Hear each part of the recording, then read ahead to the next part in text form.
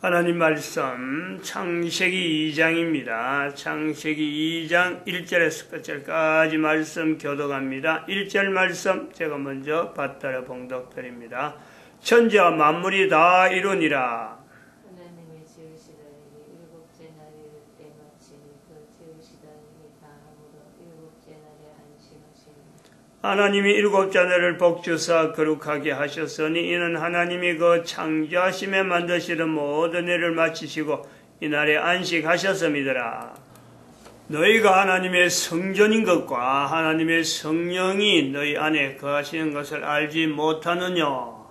모든 정사와 권세와 능력과 주관하는 자와 이 세상과 오는 세상 일컫는 모든 이름 위에 뛰어나게 하시고 또 만물을 그 발 아래 복종하게 하시고 그를 만물 위에 교회의 머리로 주셨느니라.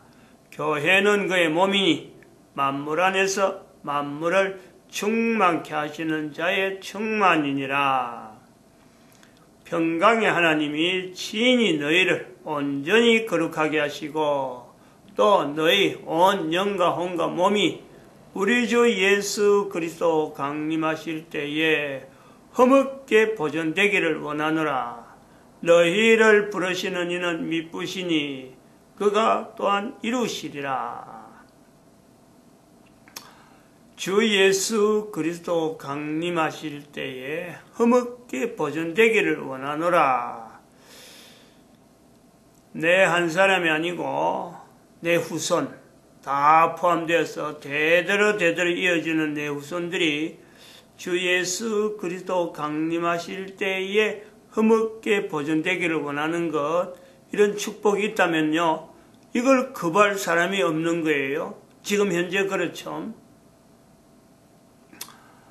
내가 그렇다면은 다른 사람이 다 그럴 수 있다. 그래서 모든 사람들이 예수 그리스도 강림하실 때에 허물게 보존되기를 원하노라.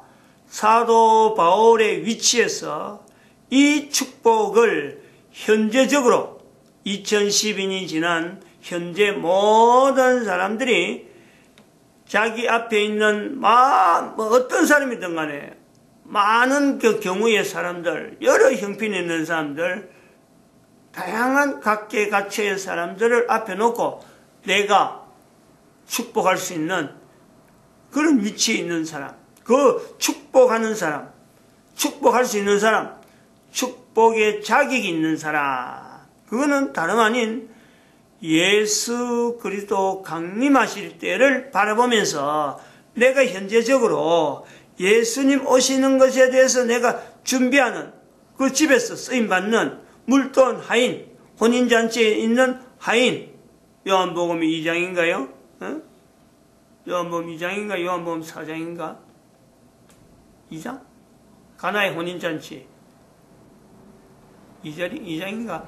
그 혼인잔치에 나오는 물돈 하인, 물돈 하인들은 알더라. 물돈 하인들아. 그리고 또 마태복음에 나오는 대로 혼인잔치에 예배하러 나가는데 나와서 신랑을 맞으라.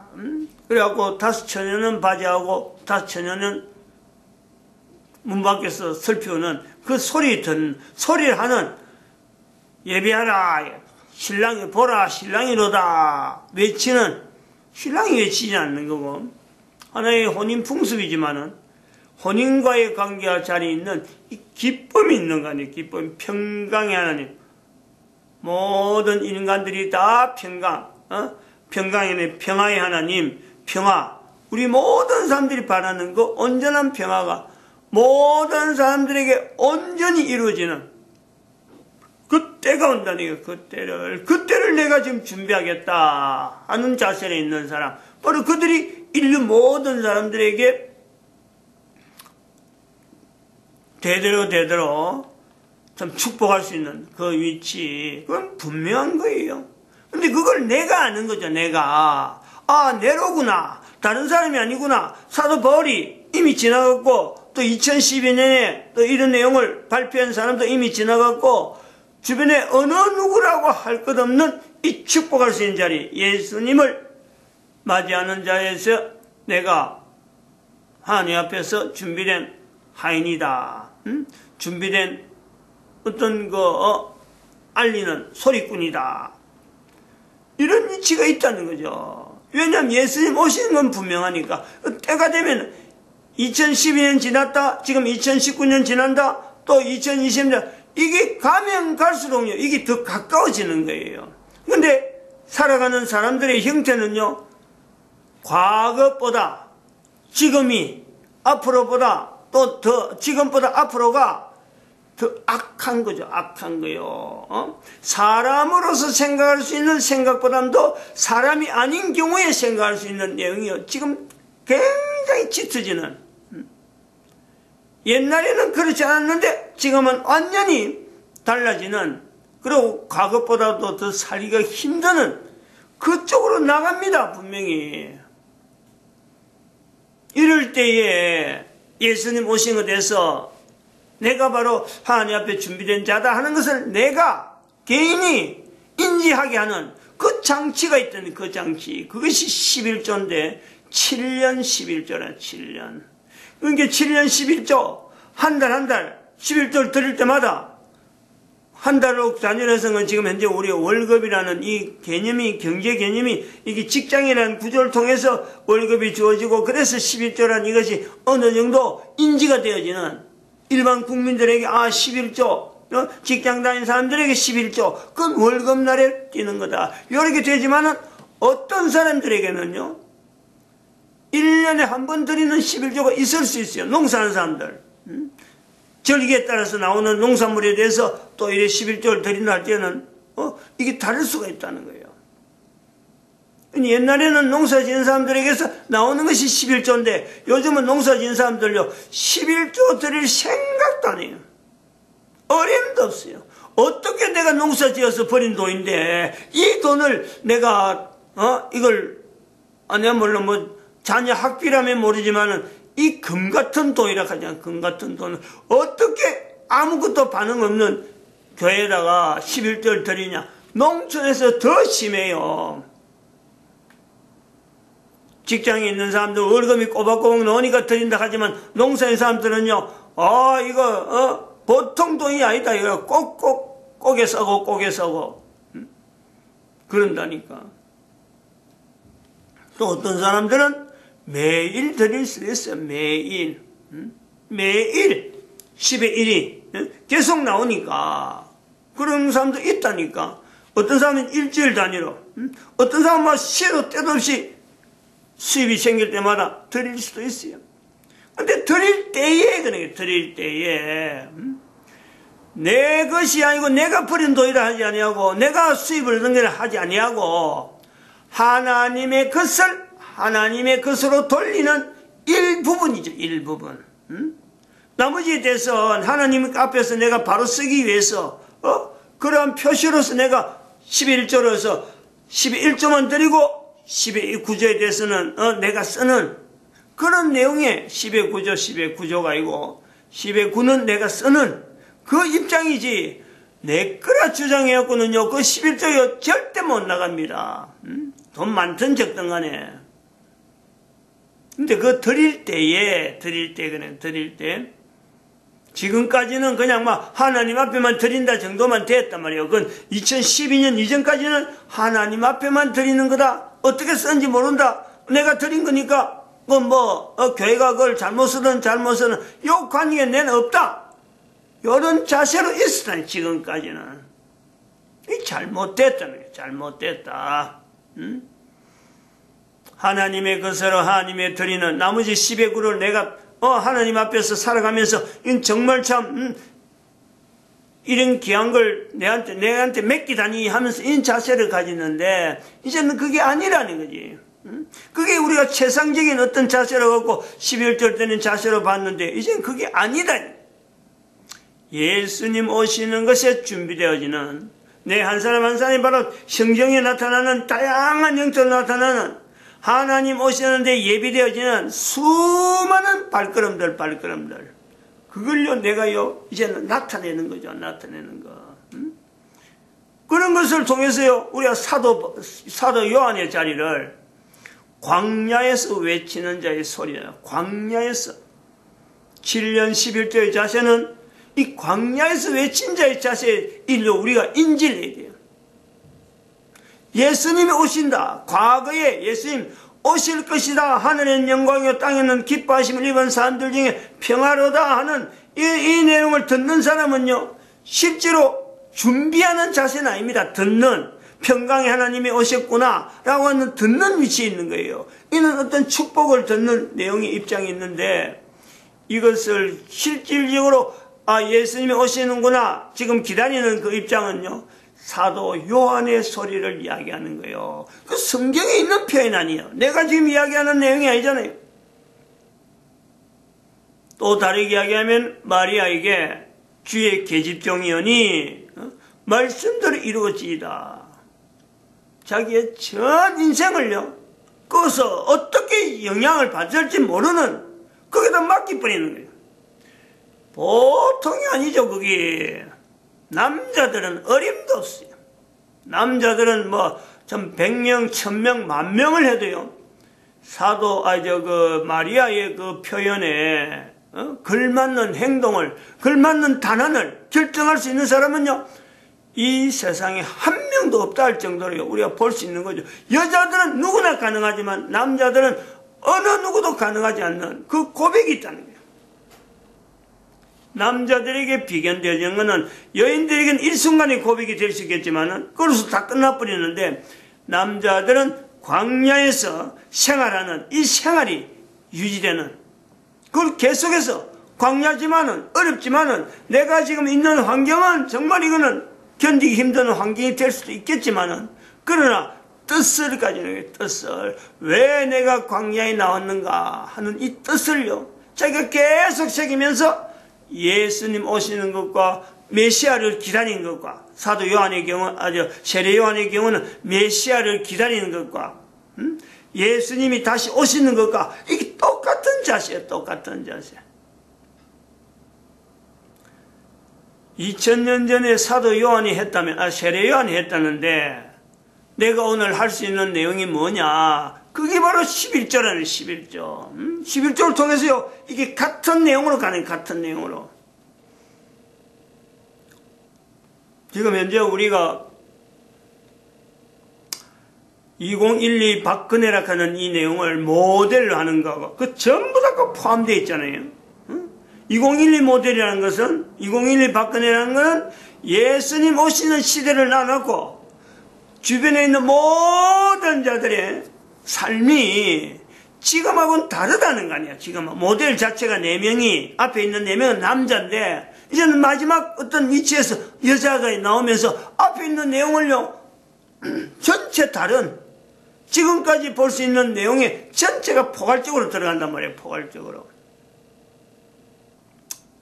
그 다르다 하는 이 시점에 지금 현재적으로 살아있는 사람, 그 사람을 지금 인류의 모델로 지칭하는데, 다른 사람들이 볼 때는 아니 뻔히 감옥에 있고 유치장에 있고 법원에서 판결로서 탄핵이 되었다가는 그걸 하나로 갖고 지금 대통령에 있어서 유치장에 들어가고도 지금도 뭔가 제목이 자꾸 나올 것 같고 뭔가 확정될 것 같은, 재수로서 확정될 것 같은 그 위치, 그 성경에 나오는 예수 그리스도의 내용하고요 다를 바가 어디 있어요 지금?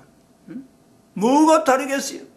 아니 예수님을 지금 현재 십자가에 못 박아 있는데, 그래 죽었는데, 그 예수님을 주님이라 하는 그 입장하고 지금 현재 감옥소에 있는 사람을 두고 인류의 모델이라 하는 거하고 그 현재 입장에서 다를 게 뭐가 있어요?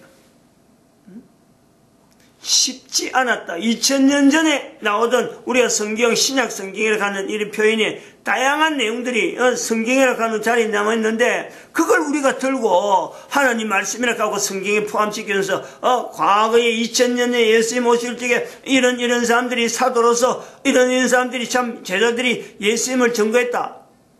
다른 한편에서 보면요, 그거는 허무맹랑한 거예요. 아무 근거가 없는 거예요. 그러나 지나고 보니까, 지금 현재 성경을 낳고 보니까 2000년이 지나고 보니까 그 사람이 옳았다. 그것 때문에 우리가 성경을 지금 붙잡고 있는 거예요. 2012 박근혜의 위치가 그런 위치에 있다는 거지. 그런 위치. 인간이 들어서서 조건을 내걸어갖고 이것이 모델이 될 수 있다. 요소는요 아무 데도 없어요. 내 설사 지금 여기서 표현한 제 자신도 뜯어갖고 보면요 내가 왜 그런 일을 내가 하느냐. 내 스스로도 분명히요 뒤로 물러서는 요소가 있죠.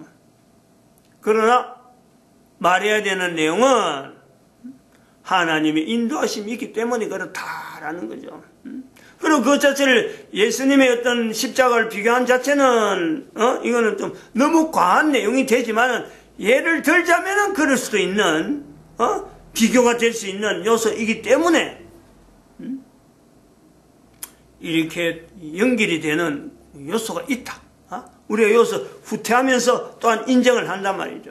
인간이 어떻게 예수님하고 비교가 되겠어요? 예수님 같은 이런 게 행동하는 건 안 되겠지만 적어도 어떤 상황을 두고 예수님 당시에 있었던 사도 바울 사도들의 어떤 형태하고 뭘 자기들이 믿고 예수님을 하나님이라고 하고 하나님 아들이라고 하고 만물을 그 발 아래 두고 교회를 예수 그리스도를 머리에 두는 이 교회의 위치를 이야기할 수 있는 그럴 때 사도의 그 편지의 내용 주 예수 그리스도 강림하실 때에 여기까지 연결할 수 있는 이 내용 도대체 뭐겠어요? 이런 걸 우리가 하나님이 하신 것에 대한 개인에게 나타나는 하나님의 하심에 대한 인정을요 11절을 통해서 7년간 하나님 앞에 내가 드리겠다. 요것도 들어가는 시작부터 시작했어. 7년간 내가 하나님 앞에 드리겠다. 순간순간마다 준비할 때마다 달마다 시간마다 매일매일 11조에 대한 연결을 하면서 예수님 오신 거 연결하고 1년에 한 번 우리가 절기를 정해서 예수님 오신 예수님과 오실 예수님을 기리는 12월 25일을 이렇게 구분해두는 이 하나님의 섭리 그 앞에 내가 반응하는 거 아니에요?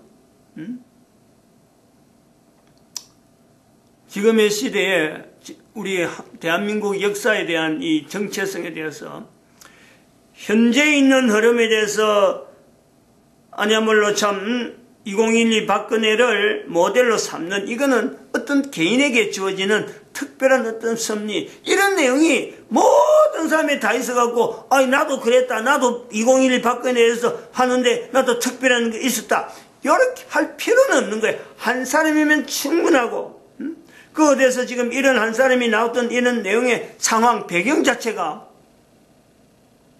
감옥에 들어갈 때 유치장에 들어갈 때 시작했지. 박근혜라고 2012 박근혜가 모델이라 그랬지 대통령일 때가 아니라는 거죠. 대통령 이걸 우리가 구분해야 돼요. 분명히 2012에 대통령 당선이 됐지만은 모델이 인류 모델을 하는 거는 유치장에 탄핵이 돼서 유치장에 들어갔을 때 시점에 비로소 이걸 표현했다. 이것도요 우리가 간과하면 안 되죠. 넘어가면 안 된다는 거예요.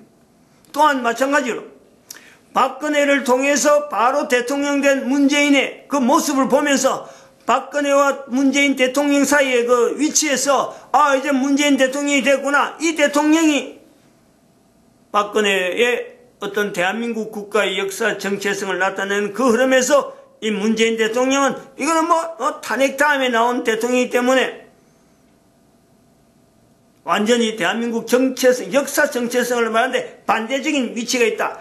이렇게 말하는 게 아니라는 거 아니야. 지금 말하는 거예요, 지금. 뭘 두고 이야기하느냐. 얼마 전에 있었어요. 얼마 전에 작년쯤인가 2018년도인가 그렇습니다. 표현한 내용이 대통령 연설문 이런 거 쭉 들으면서 표현한 내용이 독재 정권에 대한 이 역사를요 6.25로부터 시작해서 6.25로 시작했습니다. 6.25 이후에 나타나는 독재 정권 이 정권 자체에 나타난 역사를 전부 다 그 위에 나타난 건 전부 독재 정권 해갖고 독재 정권 역사를 아예 없는 바로 일제 침략에서부터 시작해서 6.25 사명을 빼버리고 대한민국의 현재 민주정치 요걸 지금 현재 그러니까 뭐 앞에 있는 정권은 쏙 빼버리고 문재인 집부터 시작해서 5.18이 아니라 촛불혁명, 이 촛불혁명을 강조하면서 그렇죠. 촛불혁명을. 탄핵을 뭐 정당하고 촛불혁명이라 그래가지고 촛불시 뭐 100만 명이 참석했다 하고 그거를 강조하는 내용에서 촛불혁명으로 이루어진 대한민국 역사의 정체성은 독재 정권이라고 하는 내용엔 6.25 사변을 이후로 나타난 대한민국 독재 정권이 군부 독재가 완전히 대한민국 역사에서는 사라져야 된다. 요 내용을 언급한 거죠. 이런 뭐 전문의는 다 내용을 하지만 그때 내가 그 연설문을 듣고 이제 역사 정체고 대한민국 역사 정체성을 완전히 저거는 왜곡해서 정반대의 내용을 지금 주장하고 있구나라고 하는 인식을 그때 한 거예요. 2018년에. 그리고 지금 현재 정체에 대해서 역사의 정체성이 다르다. 지금 현재 이거는요, 현재 문재인 정권의 그 위치가 이런 내용을 나타내는 제 여기 표현한 내용이 문재인 정권에서 지금 서슬이 푸른 5.18 문제를 그걸 한쪽에서는 유공자 명단을 밝히라 라고 하는 이 내용을 요체로 해서 지금 5.18 다시 한번 그걸 해야 된다. 이런 어떤 분위기가 막 돌아가는데 문재인 대통령 그 소식을 듣고는 바로 반응하기를 청와대에서 바로 반응합니다. 국무회의를 열어가지고 5.18에 대해서 이런 어떤 이야기를 하는 그 정신을 무너뜨린 사람들은 역사를 지금 뭐 아주 잘못되게 하는 역사적인 사건 앞에 그럼 난 망언을 한다. 이렇게 하다가 바로 그 다음날인가 어젠가 며칠 안 된 사이에 그 말을 국무회의에서 했는데 바로 어젠가 아닌가 5.18 유공자들을 청와대에 초청해갖고 그들에게 위로한다 이래가지고 또 청와대에서 잔치를 한단 말이에요. 다시 말하면 서슬이 버릇하는 거지 지금. 지금 현재 문재인 정권이 가지고 있는 어떤 역사 왜곡,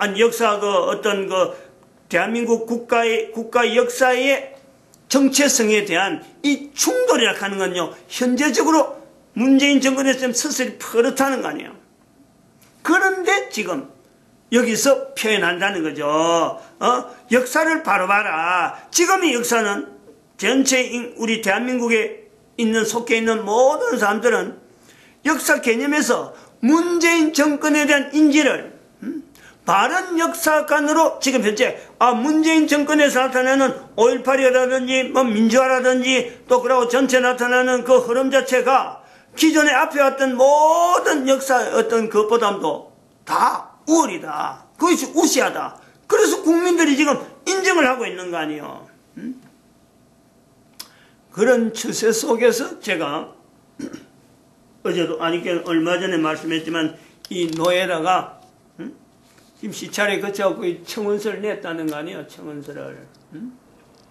이 청원서 5.18 국가유공자 명단에 공개하여 국민 서명운동을 하자. 두 장에 걸쳐서 냈어요.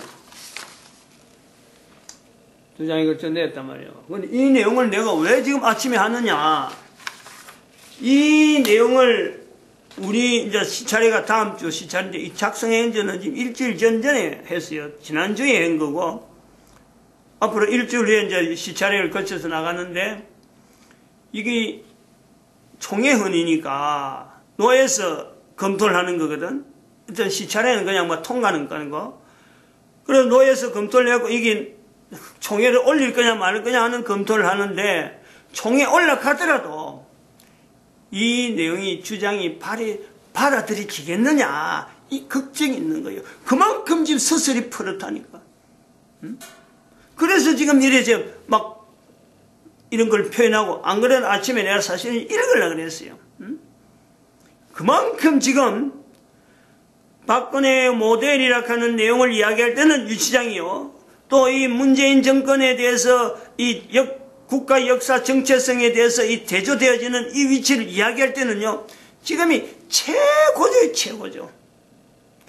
어제는 최고조락 하는 것에서 최고조락 하는 건 다른 말은 발악하는 형태라.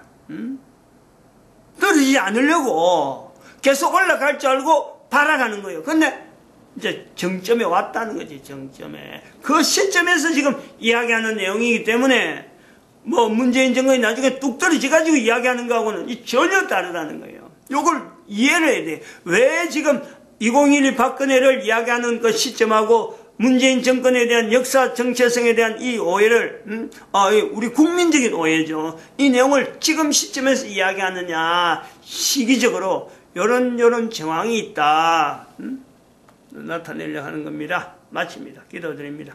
할렐루야. 함께